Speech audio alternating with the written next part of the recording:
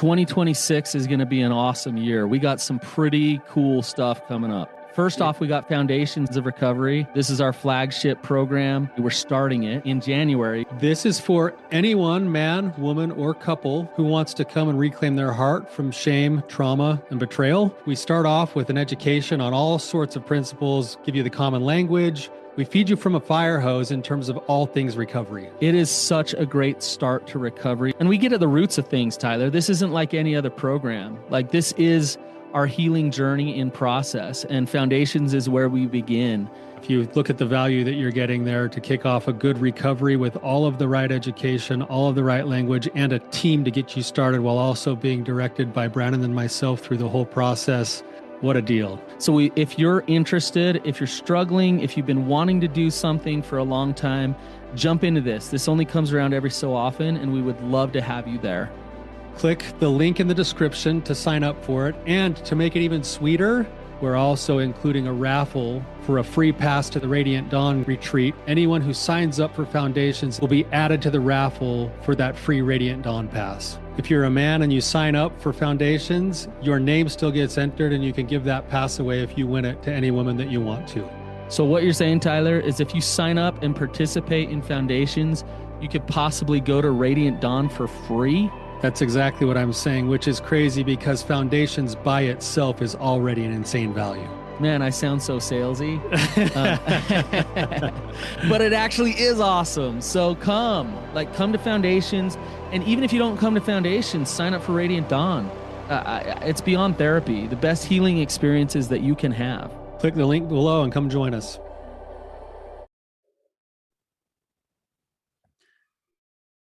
I'm finally ready for a divorce, and now my partner wants to work recovery. What now? All right, Tyler, before we answer that question, we actually want to share a couple of reviews, a couple fast reviews. So we got one on April 18th from Johnson from New Jersey, and it's a 1-star review. And it says, she needed safety, wrong way to protect her, no couples therapy, safety in all capitals. Okay. Thoughts, Tyler? Yeah. What was the episode that was referenced there? I don't know exactly the episode that was referenced. Oh, episode 114. Yes. Episode 114. Okay. So Johnson, thank you for your opinion on those things. I went back and actually listened to episode 114. And I feel pretty good about the advice that we gave. And so, Johnson, I'm not sure you listened to the whole episode or not, but I don't think we ever said that they should go do couples therapy. We definitely steered her away from sex therapy because there isn't safety in the relationship. I think the whole episode was actually about her creating safety and her creating a sense of herself so that she could protect herself. So if you didn't listen to the episode, Johnson, please go listen to it. If you did, and somehow we're missing each other, come on the show. We'd love to have you. And I just to go, if you didn't listen to the episode and then to go as far to leave us a 1-star review, not cool. So seriously, go listen to the episode, see what we actually said. And maybe you did, and maybe you did not hear what we had to say. So yeah, and then we can have a discussion. Yeah. Am I being defensive, Tyler? A little bit. Okay, I'm trying not to go into drama. Let me read another. Okay, let's get another one. This is a fast one. Well, let me read this one here. This is from MJMCD, and it says, this podcast is helping me keep my sanity. Thank you for your calm insight and wisdom. Beautiful. Awesome. It's awesome. We've had quite a few reviews rolling in lately, Brandon, and we love them. It helps us get better at what we do. It helps us definitely think about what we're saying. We love most of them. Yeah. Well, I'm just kidding. We'll take the criticism too, as long as there's some kind of criticism we can learn from, Any feedback for sure. Yep. That's great. So, all right, let's dive in with our guest today. Cassie, welcome to the show. Hey, how's it going? It's going good. It's good to have you. If you would just give us some context and tell us what's going on with you and ask any questions that you have. Sure. So I found out well, let's see, it's been 10 years ago, I think. No, yeah, I don't know. So 10 years ago, my husband, 12 years ago, actually, so we've been married 14, and 12 years into our 12 years of our marriage he's been having an addiction to pornography. And I found out about 8 years, well, no, a little more than that. I'm trying to think time wise, it's all a blur now. So back in 2016, I think I found out. So what year is it now? Oh, crud. 2022. So yeah, so sorry if I like poked off, somebody tried to call me. Anyway, yeah, so we're quite a few years later, and still struggling. I immediately got into some recovery, got some help. I had some friends who were very supportive and suggested I start getting some help. So I immediately start going to meetings with, just addiction meetings for regular addiction, porn addiction, all the things for the addict and for the loved ones of addicts, just to start getting some foundations of how to deal with all this, because I was like drowning. And at that point I had decided I was going to divorce because I didn't know what was going on before he told me. And so then he told me, and I'd been working kind of on myself a little bit before that, just through other means. And then when he unloaded on me, I was kind of prepared, not really, but prepared mentally to like be like, okay, I'm going to give him another chance. So at that point I decided to get my own help, like I said, and go to meetings and whatever. And I've just been working on myself all these years and hoping and begging and doing all the things that we do to try and get him to get some help himself. And it was just always the same things over and over again. Like, well, don't leave, I'll get counseling. Well, that never happened. It was just always same thing over and over again. And I finally just had hit my last straw. Like, I moved to my basement. I live in my basement now. This has just been a few months ago. I decided last fall, actually in October, that I was going to get divorced. And I've just kind of been slowly working through the process of that, and also getting courage to make hard decisions. And I wasn't going public with it with him at all. I hadn't told him yet. And about, I don't know, 3 months ago, I moved to the basement. Is it May? So like February, I moved into the basement one weekend when he left with the kids. And I'd started having some boundaries with him. Like, I wasn't going to go in the car with him anywhere. I wasn't traveling with him anymore. Like, just because we always fought in the car, like that was always a point of contention, place where we always ended up getting into stuff. And so I started having these boundaries with him. And that one, when I moved into the basement, when he got home, he was just kind of like, what the heck is going on? And I just told him, I was like, I'm done. I don't want to do this anymore. I'm tired. It doesn't feel good to me anymore. I don't want to fight with you. I don't want to have this relationship that is constantly contentious, and it's harming our children. Like, it's harming us. And I'm just tired. Like, I just don't want to fight anymore about this. And if you don't, my biggest boundary was like, I will not stay married to somebody who's not getting help. And so then when I like went that route, he has now, like, he's like, okay, well, what do I need to do? And it's just like, what the heck? I've been asking for this for so many years, and now all of a sudden, like, when I moved to the basement and I put the hard line down, like, that I'm not going to stick around anymore, he's like, and I'm serious, because I've threatened divorce before and didn't follow through. I'm over here being that person that doesn't follow through on stuff. And I finally made a decision that I was going to follow through. I had a lawyer, all this stuff. I mean, I was heading that direction. I still really kind of am. I'm not really sure that I'm convinced that I'm not. But I'm just not sure what to do with this now, because he is working a program, and I'm going to, but I'm kind of angry. I'm not angry that I'm in the program. I'm just angry that it's just taken this long. And I feel like I've wasted a lot of my time waiting for him.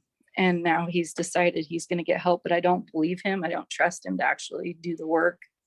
So I don't know. That's where I'm at.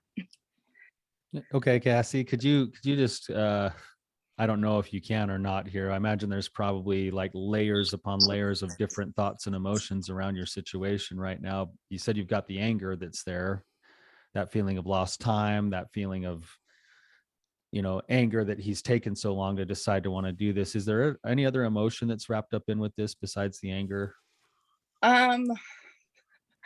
Right now, I don't know. I have had lots of sadness in the past where like that's why I held on for so long, I think.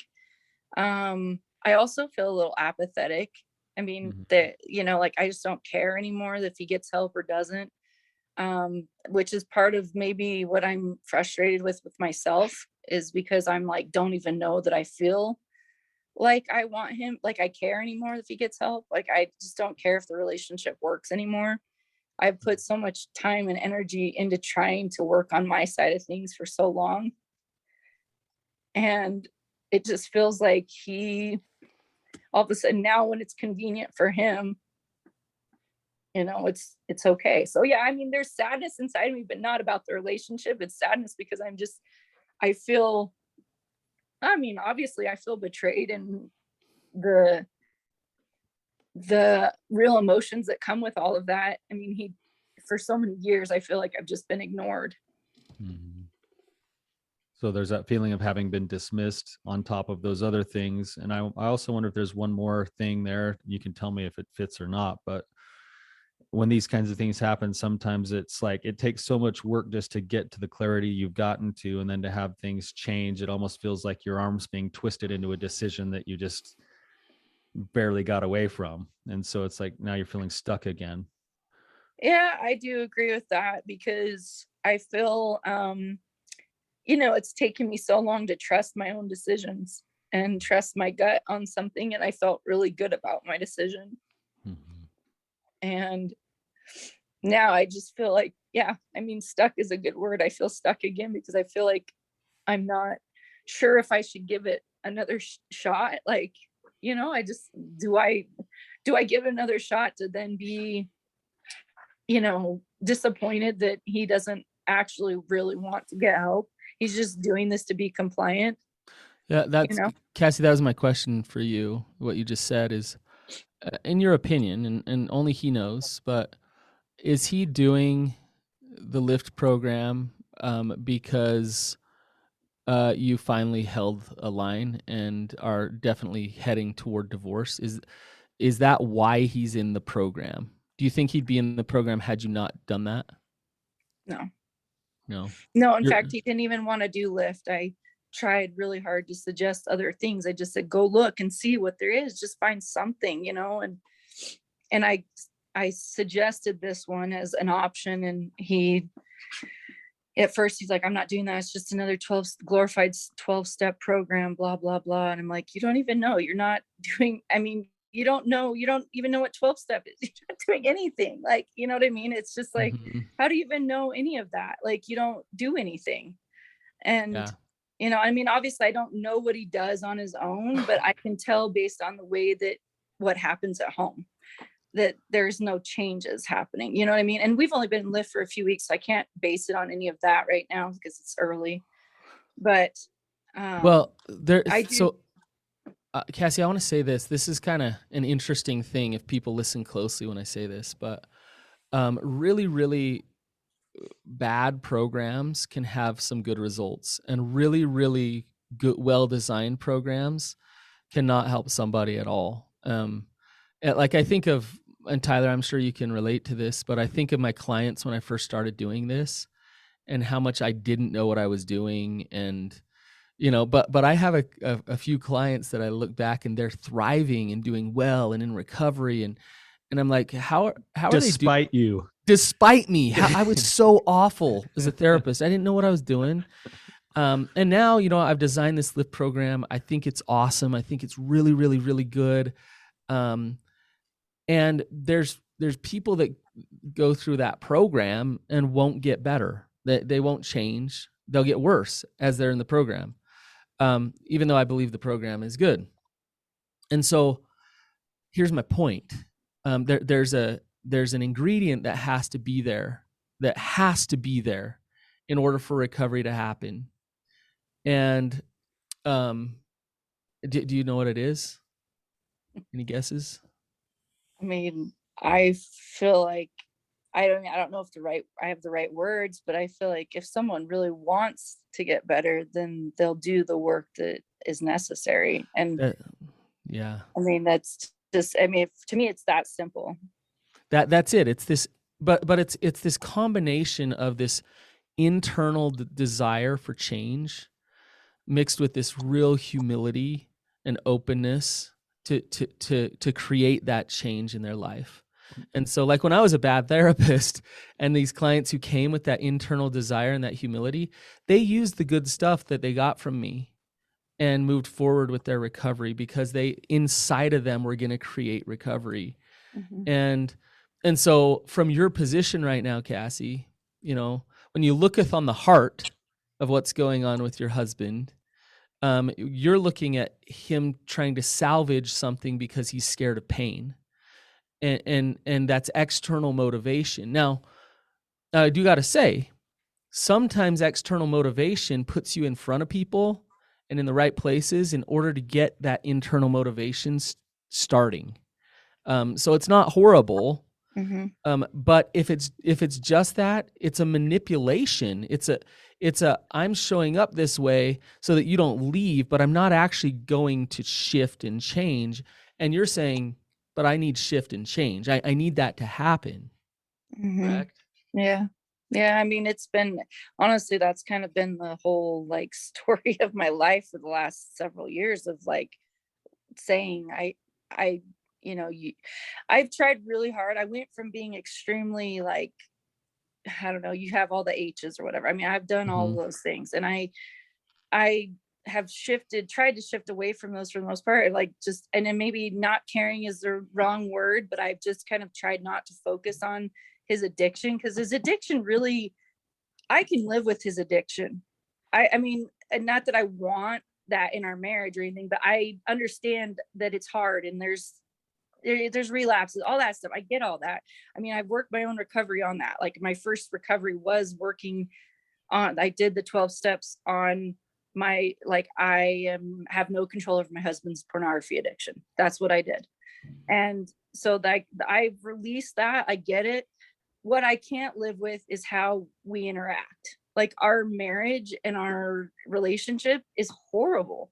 It's terrible. It's full of abuse on both sides, but early on in our marriage there was some abuse, like physical abuse and verbal abuse, emotional abuse that still exists there. There's some of that still there. And I have just gotten to a point, I honestly, that's probably the biggest thing that like I just can't live with anymore. I can't live with if he doesn't want to get better. I think the addiction is great. He can get better from that too. But like, really, it's just changing as a human being. Like, who do you want to be? And like, how do you want to get there? And how do you want to treat us? You know, me and my kids, like, and show up for us. Like, it's just, to me, that's where I'm just stuck. I can't live with that anymore. I can't do that anymore. It's just, it's exhausting. Yeah. So, okay. So Cassie, I think I can hear you. I can hear your frustration. I can hear your burnout. I can hear all of it. And I think what Brandon's saying is a good place to be working towards for yourself so that you can make some of those decisions. And I'm going to put it in a little bit of a different language here for a second, but when you get into a situation like the one you're in, which is actually pretty common, Cassie, you're not alone in this at all. It's hard because you start looking at the actions that are being taken, and those actions are the thing that you then feel guilty for leaving because he's now trying or whatever. But the issue here is the difference between what we call willingness versus willfulness.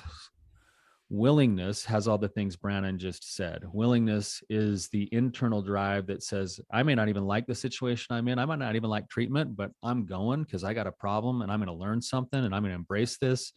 And I'm going to show up with humility and accountability. And this is going to be part of my process.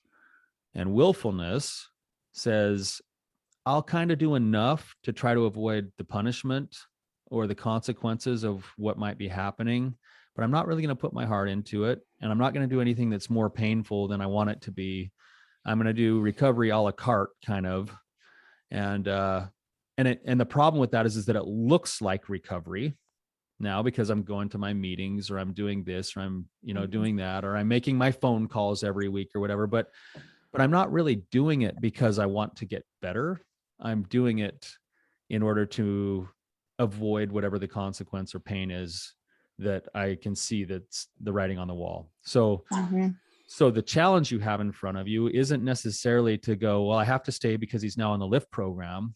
You have to go with your gut feeling as to, is he choosing the lift program partially because he's going to get a divorce? Yes, that's what Brandon said, and that's okay. Like, a lot of people end up coming in because they're compelled to first, but are you starting to see these moments and breaks of choice to do the work, or is it continually this, we call it compliance form of denial, which is, I go through the motions so everybody will stay off my back? Yeah. And I feel like that's where he's at, but I can't like speak for him, right? Like I Right. don't really can't read his mind. What, right. And he's not here to talk about it, but that's the challenge that you have, is that with all those feelings that you're having right now, the challenge that you have is to go off of your gut feeling, and you might be wrong. Mm-hmm. But it's okay for you to start with your gut and to work outward from there. You've worked too hard. You've worked really hard over the last several years to try to get in touch with your gut feeling again. And so it's okay. And if it needs to take a little bit of time, if you don't go serve divorce papers this week because you're like, well, I don't know if I'm now ready, because now I do feel this like kind of conflict, that doesn't also mean you go all the way back in either. Yeah, that's honestly where I'm at, probably, is like in that he's, I've told him, I was like, I haven't done anything with the divorce. I told the lady, my lawyer, that I was like, I'm kind of just sort of waiting right now. I don't know what I haven't made my final decision, but I'm still not like, I'm not jumping in. Like I used to do that. Like I used to go and like, oh, he's showing like, oh, a little bit of effort. And so I'd like jump right back in full, both feet. And then I would be like hurt again and like realize that like, okay, we're not making progress. Like this is not getting better. So I've really gotten like reluctant on like jumping in too quickly anymore. I'm like, okay, I'll just watch from over here. Like and see what you're going to do. Cause I'm not getting in. I'm not getting in the pool with you. Cassie, let's let me try an analogy here. Let's say I had really, really bad breath. Like it was disgusting. It was gross. And I didn't brush my teeth much, and it was just gross, right? And so then my wife, she didn't want to kiss me because of my bad breath. And so then I got all upset because my wife doesn't want to kiss me, and I started fighting with her and telling her how wrong she was, and because she didn't want to kiss me because of my bad breath. And that didn't work. I tried to like fight with her and get her to kiss me that way. That didn't work. And so then I went and got some mouthwash, and I like gargled with it a little bit and tried to cover it up. I chewed some gum, but I still didn't brush my teeth. So then she just got like minty bad breath that she could smell. So here so here's my point. What's the problem here? They're just not getting to the root of the problem. Go brush your teeth. The problem's a halitosis, that like it's the bacteria in my teeth. The problem is not my wife's reaction to the bacteria in my teeth. And so when my wife has this reaction and I think, well, now I need to do everything I can so that she doesn't have this reaction, what I'm not doing is addressing the thing that's really causing the issue here. And this happens with recovery all the time. Me and Tyler see it all the time. A couple comes in and they say, oh my gosh, my relationship's falling apart, or my spouse is mad at me, or this or that, or we need to fix this. And so they get into a bunch of relationship issues. They try to work out their drama, and they try to, oftentimes the person struggling with addiction tries to become a good boy to make their wife happy and play Mr. Nice Guy. But the seed, the root of that issue is not being treated and not being dealt with. The fact of the matter is your husband's addiction is not a relationship problem. And unless you, as his spouse, can kind of butt out of his recovery process and then watch and see whether or not he's willing to actually do his own work on himself to heal that root, long term, he's not going to shift and change, and he's not going to be the man to create safety and trust in a relationship with you. Sure. Right? I agree. You know this, right? Yeah, I agree. And I honestly, like, he asked me, he was like, okay, if I do Lyft, are you going to sign up? I wanted to do Lyft, but then when he told me he was doing Lyft, I didn't want to do Lyft anymore. Because I was like, I don't want to be involved in anything you are doing. Like, I don't want to even see your face. Like, and I mean, I know that like in Lyft, we're not really like together or anything, but it's just like mostly because I don't want him doing it for me. I want him to do it for himself. So Cassie, I want to ask you, what would you actually need to shift and change in order for you to say, let's stop moving down the road to divorce? What would actually need to be there? For me, I need empathy and compassion, and I need him to show up in ways that are less selfish. I mean, it exists in all aspects of our marriage. I mean, my kids, like, he won't support the kids in their sporting events because he doesn't agree with it. Like, it's, I mean, it's just like little things like that to me are just like examples of being selfish and self-centered and so focused on yourself that for me, it's a struggle, because I'm like, these are your kids. Like, you made a choice to have children. You made a choice to get married. It's our job to give our kids opportunities. That's part of our responsibilities. And so, like, I just need him to show up more with more ability to see us differently, like with love and compassion and empathy, like all the things that I have tried to give to him, but I kind of went from like this. I went like down here, like way over here, then to the middle. And I was like really kind and understanding of his thing. And I was trying to just live with it and work on me. And now I'm like over here, because I'm like, I'm done with this. I've tried. I've worked on me. I'm done. I don't want to do this anymore with you. It's not fun anymore. I've tried to be understanding, and I still could be understanding, but I need you to show up for yourself, Mm-hmm. And that's just for me. I need him to show up for himself and for his family. All right. Well, I think that's just it, is showing up for himself would mean he'd show up for the family, because he'd be stepping more and more into the role he was designed to fill, most likely. Now, the challenge is, Cassie, that everything you just asked for, I think is spot on. That's what we want, right? That's who everyone wants to be married to. That's who everyone wants to be as a partner, to be able to show up in your best self. If you're working recovery, that this is where you're kind of stuck in this messy part of it, is that if he just barely joined Lyft and he hasn't done any recovery before, you're probably not going to have, like, unless Brandon's like pulling off miracles, which he does sometimes. But you're probably not going to have him show up next week and be like, hey, I've figured out the skill of empathy and I am the master. Like, tell me all your feelings. Right. I know.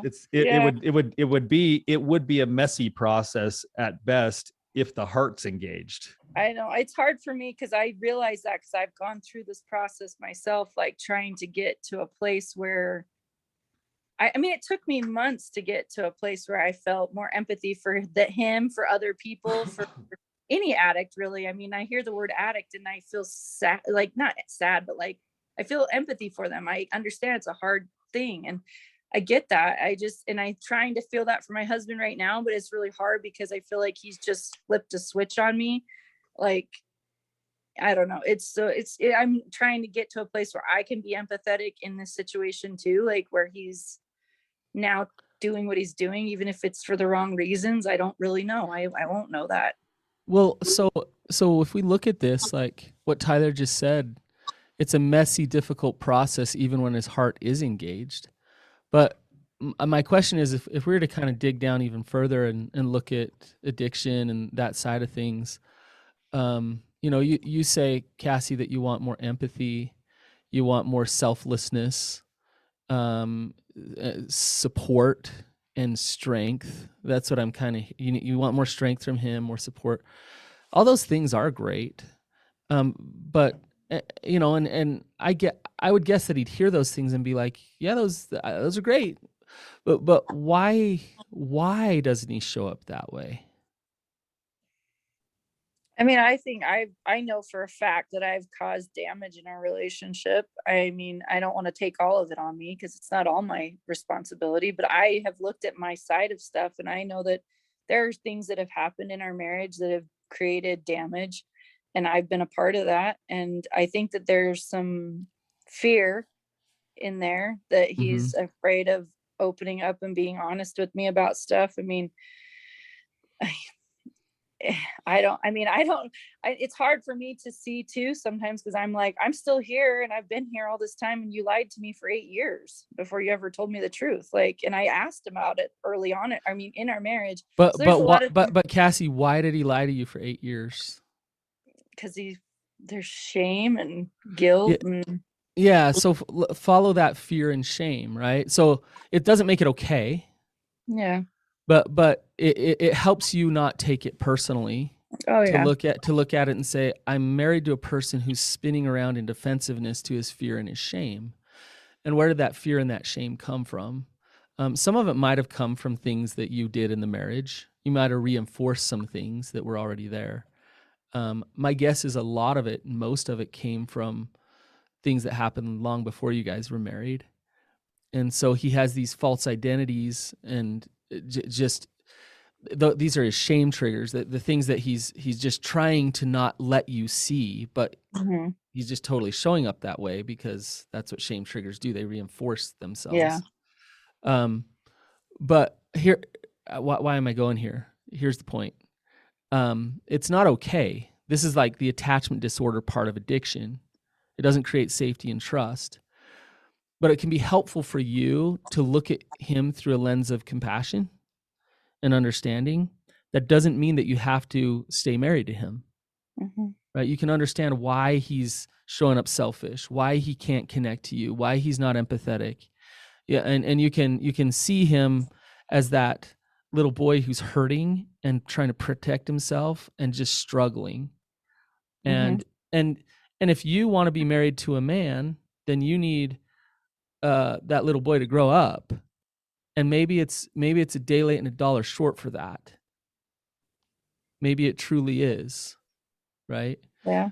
Um, so, but do you see what I'm Yeah. trying to get at here? No, Is just I hear what you're saying. And I feel like I have gotten to that place in our relationship at some points, but I feel like it just sort of in the last few weeks with the change in like the change in behavior. I mean, so much like no, no, no, no, no. And then all of a sudden, like, okay. I'm And in. I'm like, what? Like, for so long, like I just been like fighting against the wall and beating my head against the wall and thinking I wanted him to change. And I do want him to change. But now that he's there, I'm like, I don't know what to do with it. I'm like, I don't even know if this is real. Like, I don't know if he's being sincere because for so long I've been given like, fake, I don't know, like Yep. you know what I mean? Like it just hasn't been honest, I guess. And so I'm struggling to deal with my own emotions and all of it. And maybe that's why there's some anger there.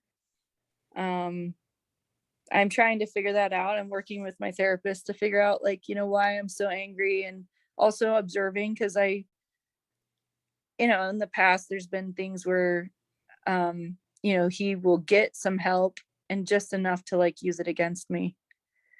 And that's hard for me because I'm like, wait, that's not how this is supposed to go. Yeah. So Cassie, I hear you. You're doing some work. I hear it. And what Brandon's saying, I think, is good because it's what he's getting at is if you can continue to try to cultivate a heart that starts there, then you can have clarity the way that you work Mhm. yourself to clarity so that you can keep making the decisions that are right for you. And I'm wondering, like, as I'm hearing you talk, I, just roll with me on this and tell me if either of these options feels better than the one you might be feeling. So the one that I sense that you're feeling is a little bit of that arm twisting, like, oh no, like he's actually doing work now. Like, I don't even know if I want to stay in this. And now I feel kind of stuck to it. What about these other two options? One is put a halt on the divorce, but stay where you're at in terms of your boundaries and keep doing your own work the way you're doing your work and give it some time and see if there's any shift in the feeling that's there for a short period of time. Or follow through on the divorce, knowing that it doesn't have to be permanent.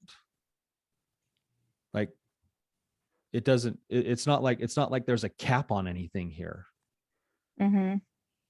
Yeah. And I hear what you're saying. And I feel like I go into fear with that one, with that last option, because from personal experience with my own husband, I have been told, like, threatened, like, I mean, like, if I leave, this is how it's going to be. And this is this and that, I mean, he's just not going to be nice. And I think that's what he says. I don't know if that's true, but that's what he says. And so, like, I kind of spin into fear a little bit, like the middle option of staying in my basement. That's what I've been doing my whole marriage, except for in my bedroom. I've just been kind of like, but Cassie, hang on here. So your fear is, if I leave, he's going to be a jerk. So you know what that says to me? More reason to leave. I know, right? He's told you, I'm not going to be in recovery and I'll be an asshole. Yeah, I'll continue, which is more reason to be boundaried and say I don't want to be married to him. Yeah. Yeah, I know. It's like, it's hard, because I feel like that I was stuck in fear for so many years of not getting divorced because of that, because I was afraid of how much worse it was going to get, like with my kids and everything, like here I can kind of control some of what happens, with my children or whatever. Sure. So but what you're saying is, I'm going to stay in a relationship because this person, my partner, is such a jerk. I'm going to stay in a relationship. So awful, doesn't it? Yeah, because he's such a jerk. Thanks. Cassie, I want to just ask you, just stop for a minute, breathe. I mean, this, you've really, but what do you feel peace about doing? What does your gut tell you that works for you right now? Push aside all of the voices all around you, voices that mine and Tyler's opinion, or a church leader or a family member, or just like, what feels right for you to do, even if it is hard?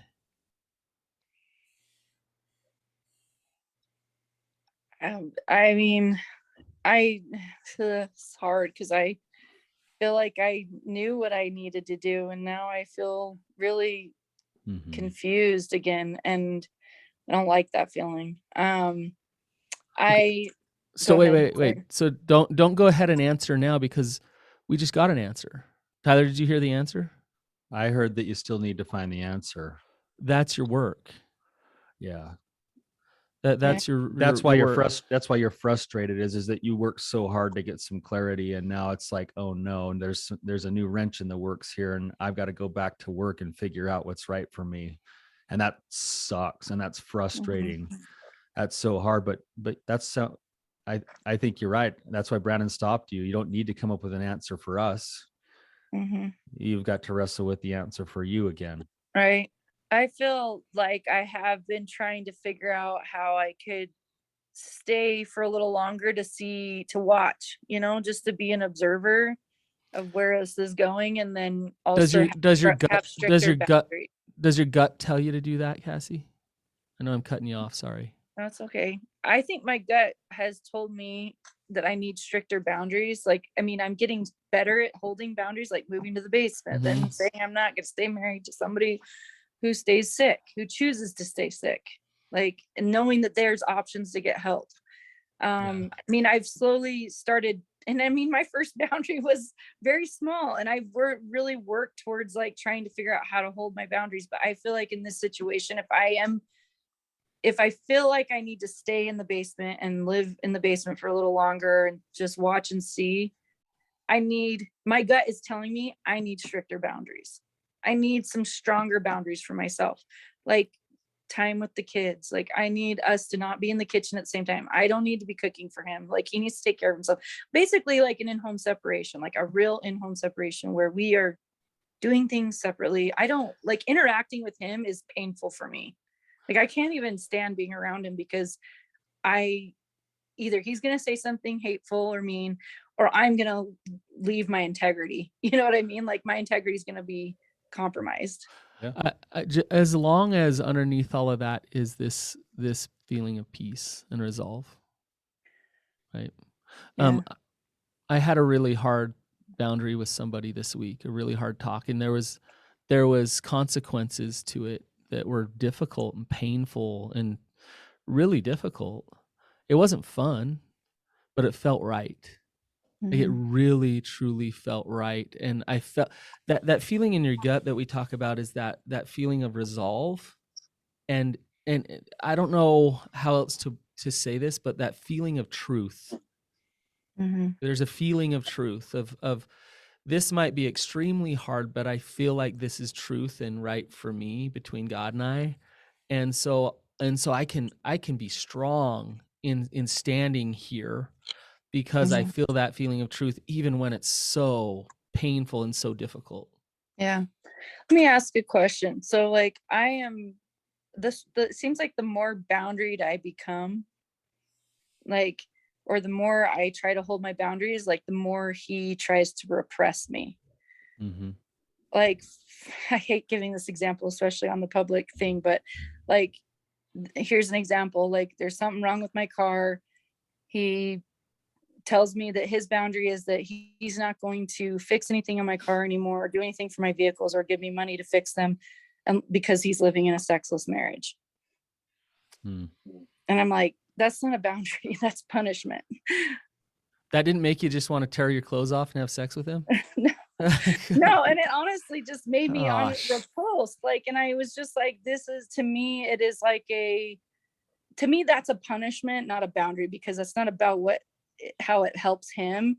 It's about how it hurts me. And it felt really wrong. And there's like things like that throughout, just the stronger I get with my boundaries, the more he, like, I don't know how to explain, like pulls in the reins, like financially and other ways too. Mm-hmm. Yeah, I think what's happening, as you described a few other things, Cassie, I just want to point out some things that Brandon's getting at, because when you kind of get to your gut feeling, you can usually draw it back to some level of truth somewhere, some principles of truth. Mm-hmm. So the one you gave earlier was you're not going to do the lift program because he asked you to, because he kind of wants you to hold his hand, and you kind of said, no, I'm not doing that. Not because you hate Lyft or you hate Brandon, or because you like, it's like you're doing that because there's a principle in you that says, I can't really be the one to hold your hand through this, or else it's kind of defeats the purpose. So you're going to need to be independent. And so I'm not going to choose to do this. If I do it, it's going to be for me and not for you. So you need to be independent on that. I value independence, and I value that in our relationship. So if you can trace it back to a value, then it's Mm-hmm. easier to speak it, and it's easier to fall back on that language over and over again in those boundaries, especially because the healthier that you get, which that, by the way, was a very healthy boundary you set, the one I just mentioned, because it was based off of those principles. So when you start doing that, of course, you're going to get this kind of like pushback. And on one level, I guess the example you gave could be seen as a boundary. He basically says, I'm not going to do this unless this, and this are in play. It sounds really manipulative. And it definitely doesn't sound like the kind of man that would be in solid recovery, right? In fact, it probably becomes one more kind of like evidence that the distance you're taking is probably healthy, right? Um, Yeah. I mean, I feel good about my choice to be in the basement. I, I, I, we got to wrap up, but I just want to say boundaries are really, really cool and interesting, because really, really healthy boundaries destroy toxic relationships. And really, really healthy boundaries enhance intimacy and create healthy relationships. So isn't that fascinating? Yeah. So Cassie's boundaries that she's starting to set and figure out, and they're not always perfect, but you're getting better at them. They're destroying the toxicity in the relationship, and what she's experiencing is the toxicity Yeah. as it Yeah. comes out. Yep. I mean that. Yeah. And that example is talk about toxic. Yeah. I'm not going to fix your car unless we have sex more. Yeah. Jeez. That's as toxic as it comes. And for you to say, okay, well, I'm not going to have sex with you unless there's safety and trust. And so there's your boundary, right? And he can try to manipulate his way into having sex, but your boundary is, I need those things first, before that comes back online, right? So, Cassie, I feel like we could do like 3-4 more episodes with you just right now. So there's a lot to talk about. You seem like a very strong woman who wants to do what's right for you, but you also seem confused. And I would say do that intuitive gut work where you do find that truth. And what that means is sometimes you got to take a break and do your own self-care. Really do some reflection, do your dailies, talk to God, journal. Sounds like and you got a just, good therapist too, so that's yeah, good. do some good therapy, and you'll get there. You'll know kind of where you need to be right now, and then either you'll move forward or you'll watch and see. So, all Yeah. right. Well, thank you very much for your time. Thanks for coming on, Cassie. For anyone listening to this, if this rings a bell for you, we'd love to hear your thoughts on it. We'd love for you to share it with your friends. So thanks for what you do with us, with listening with us. All right. See you guys. Thanks. All right. Let me